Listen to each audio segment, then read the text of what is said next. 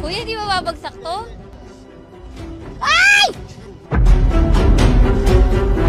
Pangano mga kasama kong mangingisda yun, pag binapupulot ng mga kawayan, tinutukuran nila yan eh. Kaya kung meron nga lang pambili tutulong din kami dyan kahit paano kaya lang mahina di pang huli.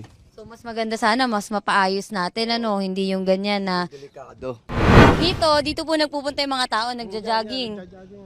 Kabalik-balik sila. Tuwing umaga po. So walang ibang daan kundi itong tulay na to. Ayun pa yung isa. Sa P. Gabriel naman labas niyan. So yung mga tulay na yan, yung tatlo, ilan po ba to? Isa?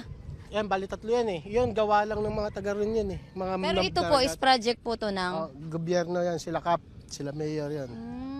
Pero kailan pa po yung tulay na yan? Isang taon na humigit yan eh.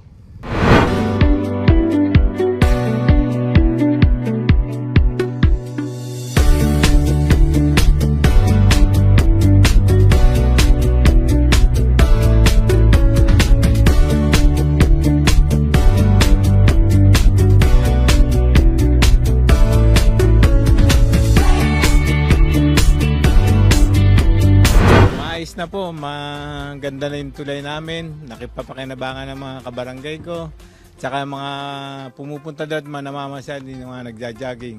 Okay naman po, nadadaanan na ng maayos ng mga residente rito, pati mga yan, mga nagpapaaraw na estudyante, yan, sa gabi marami rito estudyante. Okay naman na. Naayos na po at napapaarawan na ng maganda yung mga bata. Check na po kami, hindi na mahuhulog yung mga bata. Idol, Staffy Tulpo, maraming salamat sa paggawa ng iyong tulay. Yay! Idol!